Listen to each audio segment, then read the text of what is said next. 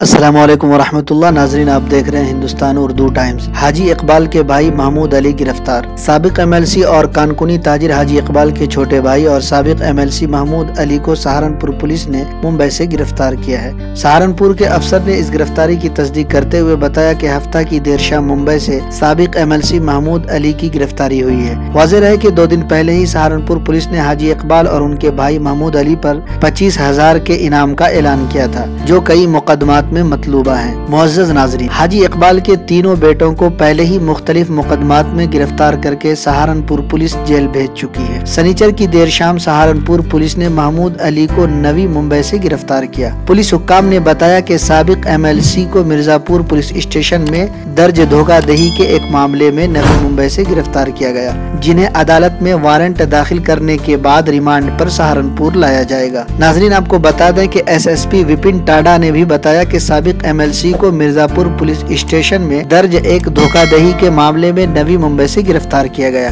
جنہیں عدالت میں وارنٹ داخل کرنے کے بعد ریمانڈ پر سہارنپور لایا جائے گا۔ ایس ایس پی نے بتایا کہ سابق M L C Mahmood Ali اور ان کے بھائی حاجی اقبال پر 25,000 روپے انعام کا اعلان 2 روز قبل ہی کیا گیا تھا۔ محمود علی خاتون کے ساتھ زیادتی کے الزام کے کیس میں بھی مطلوب تھے۔